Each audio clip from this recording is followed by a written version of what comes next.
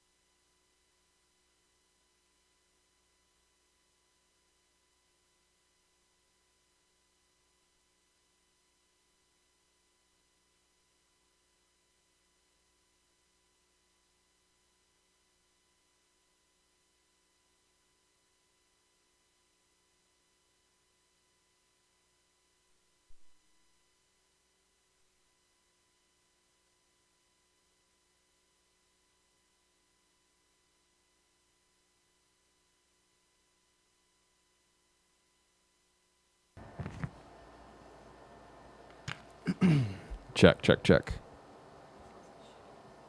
Check, check, check, check. Yo, check. I'm not going by that, please. Hang on. Check, check, check. Check, check, check, check. Yo, check. Okay, mute the mic.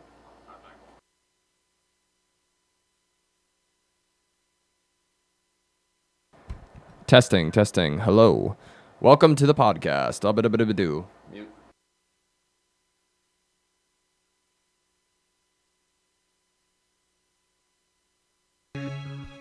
Chilling in the tree for it, man. Doing drugs. Okay. Word. Yo, lights, we got the place in a trance, man. Drugs.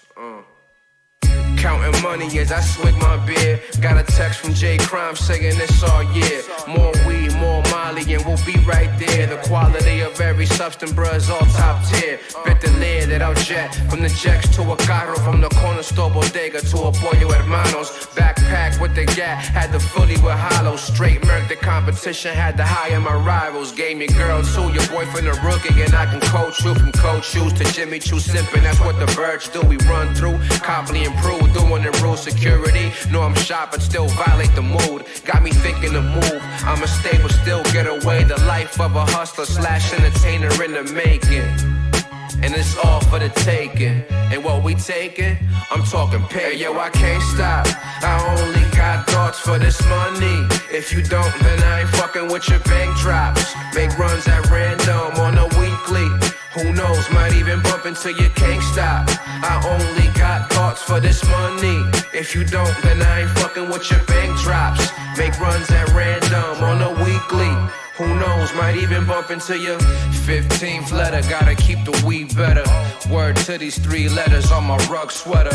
No frauds, RTC, no bras. Bro, we not an AC, but pull your card. Drugs, the lyrics that I drop so raw. And lights, beats make these bitches go on and on. You know the bands I make up. Saw shake her little money make up. Make every homie wanna penetrate it. Roxbury greatest, on pace to be that. Bruce Banner citizen with them Hall green packs. Tree Forts got weed snacks and a microphone in it. I'm Mac, Pro Tools and a scale for the business. I'm a man on a mission, you could tell from the name I use. Frontin' on this money and you wind up on that cable news. Wouldn't wanna see the homie cop an attitude. Just cop a couple packs and show me gratitude. Yo, I can't stop. I only got thoughts for this money. If you don't, then I ain't fucking with your bank drops. Make runs at random on a weekly.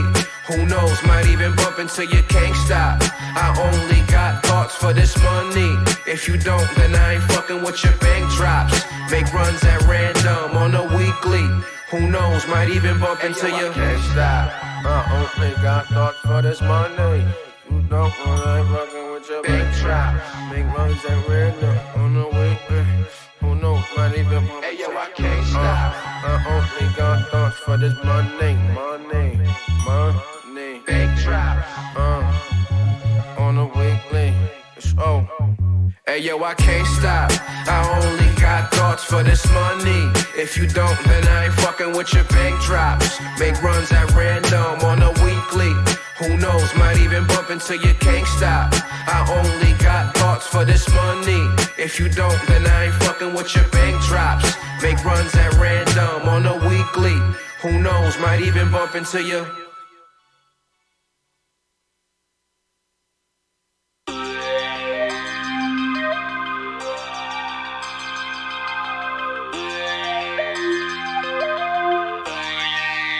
If you know anything about me, life at the lab. Got a case of water, few writtens on the pad. Platinum kush by the shack, baking brownies in that oven. At a place where you ain't out of reach from the public. Yeah, we elevated now, sit above the clouds. Got collector sweaters out in London for them pounds. And the chicks come around more since I got the buzz up. Been up on the style though, still don't give a fuck, bruh. Flying cause I'm on something, pilot on my own shit. Rad out of Logan and the slogan, suck my whole dick. Mommy out in Oakland, who love the way I rap. Told me if I'm ever here, Poppy hit me on the jack. About to really bring it back to 86. I'm Ella with the rhymes, lights Ruben off the Richter. Coasting off a mixture, orange juice and platinum. If you really know me, this is less than average. If you know anything about me, you should know I'm on one. Every room is cloudy, but bitches trying to burn some. You can find me drowsy, posted at the pad, getting faded like Malone when he was playing with the Jazz. If you know anything about me, you know I don't roll blunts. Messing with these brown sheets, I could put you on some. Why you even doubt me? Show you how to slap, kush louder than the bass, and I be cranking out the laugh. If you know anything about me, you know I got raw papes. Catch a homie downtown, rolling up in broad day. Versatile with rap styles, never use the wrong one. Same with the kick game. Shoes, I got more than some. Joints, I blow more than one. Bowls get entire nugs, cracked in half and burnt down till that bitch get cash. Picking straight grams out the bag and running laps to the same hits until a nigga lung collapse. Word loop to sound like an interlude from the 80s, same era of the crack. I was born in the crazy, ran them up in the berry growing up as a young and little wild juvenile. Those my roots, yo, don't judge me, yo, the stoner chicks love me. I can really roll a good joint. Polo to rugby and all the local brands are on point. Rock them every day, from the errands in the hood to the shows around the states. I be smoking on that good. If you know anything about me, you should know I'm on one. Every room is cloudy, but bitches trying to burn some. You can find me drowsy, posted at the pad, getting faded like Malone when he was playing with the Jazz. If you know anything about me, you know I don't roll blunts. Messing with these brown sheets, I could put you on some. Why you even doubt me? Show you how to slap, kush louder than the bass that I be cranking at the lab.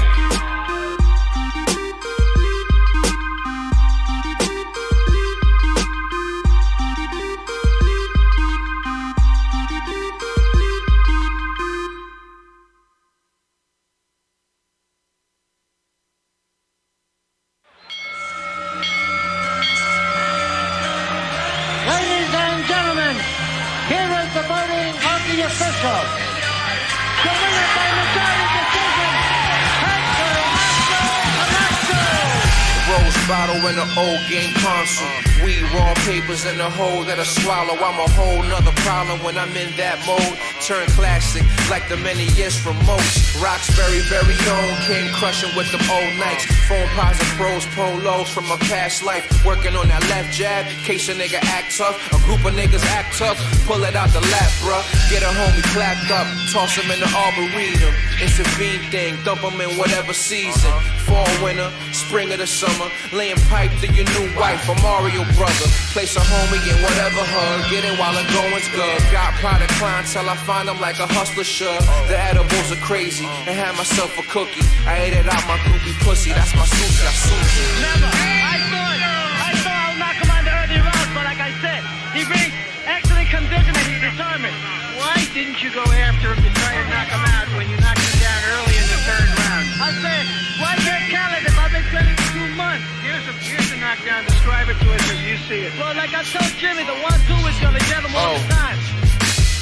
My niggas ducking and diving and still catching strays. Just an ordinary day around the fucking way. Look at the pace we on, young homies losing arms, limbs and gun charges, everything that I'm involved with. Come back to haunt me some point in my life. While I practice all the shooting when the moment is right. Puerto Rican at heart, so I'm good with that knife. I get the swinging that around, I'ma loosen your tie. Hustling been a part of me. A little armed robbery, ransack stores, yeah, a lot of grand larceny. Downtown to Copley, break-ins and Brockton, whatever that I brought in was sold off for profit. While I'm overtime often, I'll be open like the cleaners on your corner.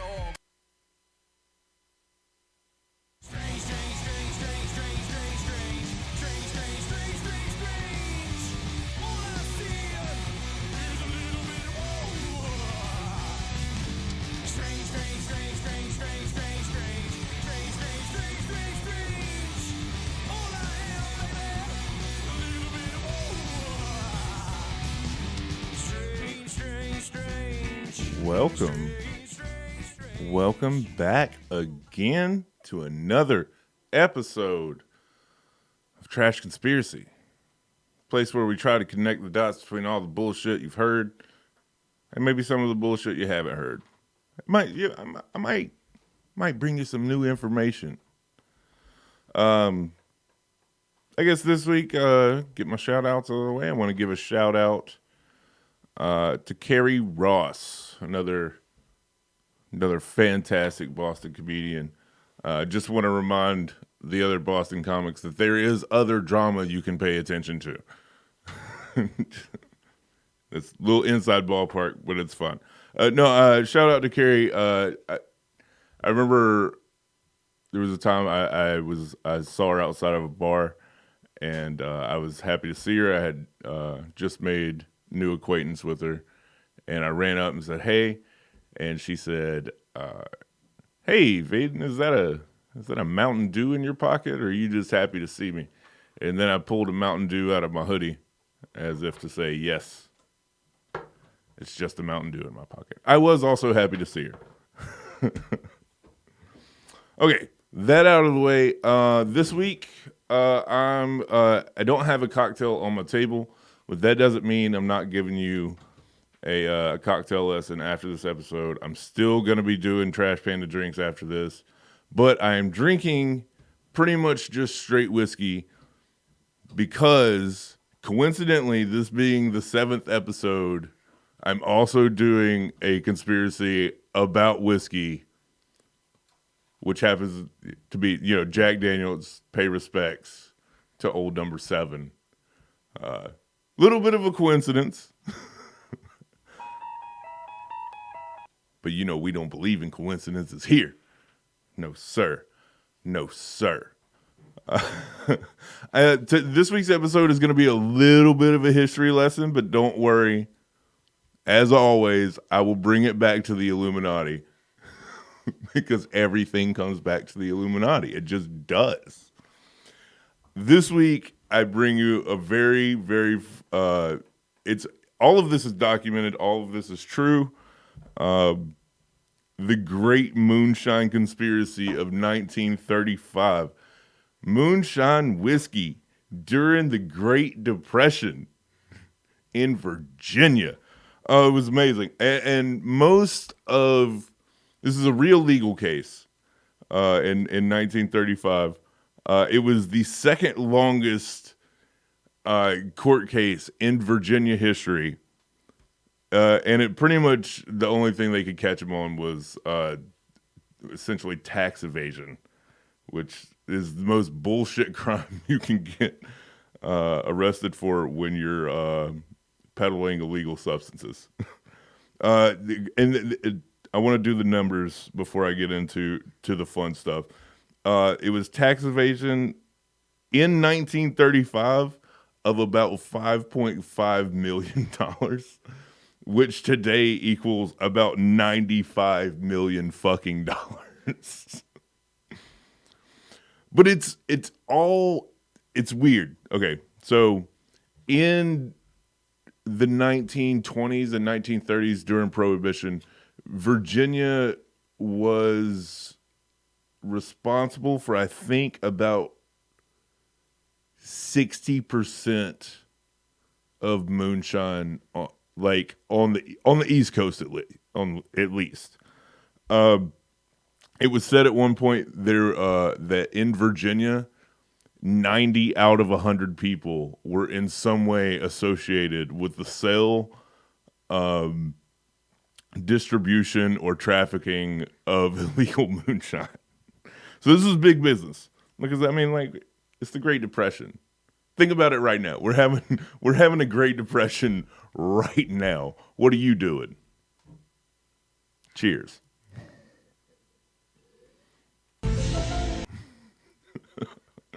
Okay, so there's also the story really starts in 1934 when secret agent, former World War I hero Colonel Thomas Bailey, after World War I, yeah, that guy. This is a good guy. This is a good guy in the story. He's cool. But he was commissioned and sent on his mission to infiltrate the underground moonshining business in Virginia. So basically, that just means he had to move to Virginia. And his nice. His strategy was, and this is where it gets really fun. So his strategy to figure out who the main people that were in charge of everything was to basically bribe the local law enforcement and sheriffs and courts to, basically not arrest people that had the smaller distilleries and stuff like that. But it turns out his strategy was bullshit because the governor of Virginia, Mr. John Garland Pollard, this skeezy bastard, apparently, since he had been in office, I think he was elected in 1929, had already been sending essentially like secret memos to the local law enforcement of Franklin County, where these distilleries were, to accept the bribes. Now, he did it for a couple of reasons. Again, this is the Great Depression. There's not a whole lot.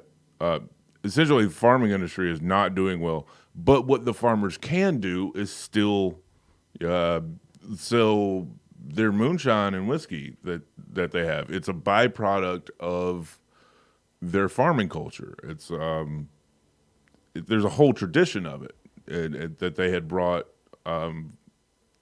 when they migrated to the United States from Europe. But again, the governor was levied by the United States government, who had just was it Roosevelt or Coolidge? I get my dates on presidents a little bit wrong, but either way, a Democratic president had just taken over regime, and they were trying to push the prohibition and trying to get people arrested and accounted for, even though prohibition was going to die in just a couple more years. I know, it's bullshit. It's all bullshit. So, so here's what happened. After 2 years of secret agent man, Mr. Thomas Bailey being undercover in the moonshine business, and these are real numbers. I'm not making this up. 80 people were arrested. 80 motherfuckers put in handcuffs. That's partially why it was the longest court case in Virginia history. The second reason it was the longest case, there were 176 witnesses for the state, compared to only 60 witnesses for the 80 defenders. And it was great because out of 80 people that were arrested, 71 of them held public office as either sheriff or like county clerk, all the way up to Commonwealth attorney of the state, who happened to be Mr. Charles Carter Lee. Charles Carter Lee, none other than the nepson of Robert E. Lee. I say nepson because they're all from Virginia, so we don't know who was fucking who. We just don't. But, okay, so only 34 people in this case out of 80 were found guilty of any number of 68 individual charges. It's fucking ridiculous. But there was one juror on the docket in the juror line, whatever the fuck it's called. I don't know technical terms. It's not why we're here. But there was one juror during the trial who literally would not reverse their vote from innocent to guilty until Mr. Charles Lee was acquitted. I don't know if that's just because he's a like the Robert E. Lee family is just like heroes in Virginia. I mean, people have stories about the Lee family to this day, and their families and shit. So the aftermath of all this.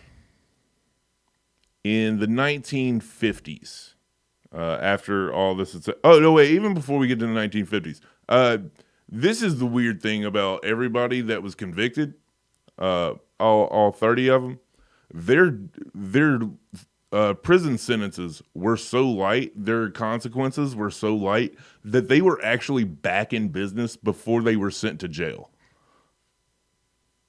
Fucking cheers to that. Fucking American outlaws.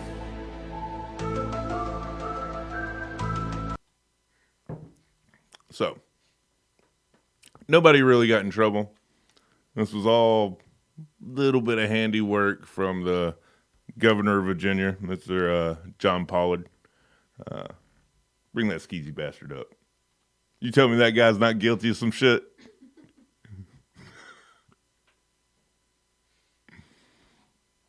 So, in the 1950s,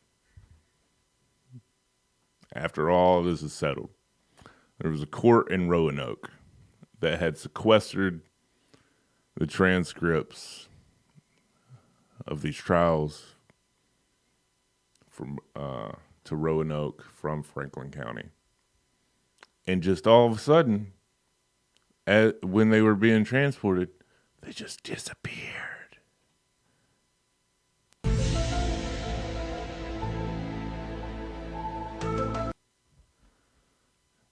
Now, in the 1990s, actually, I think it was 1994, there was a reporter who was given the job to investigate this, and literally, they just don't exist anymore. They're just gone. Now, I'm not saying that all of this is true. What I'm saying is all of this happened. All of these things are documented. They actually happened. I'm not making any of it up. But why such a cover-up? Why such a cover-up over this moonshine whiskey in Virginia? I can tell you right now, because Virginia is right next door to Washington, D.C., the home of none other than the Illuminati. That's right. I said it.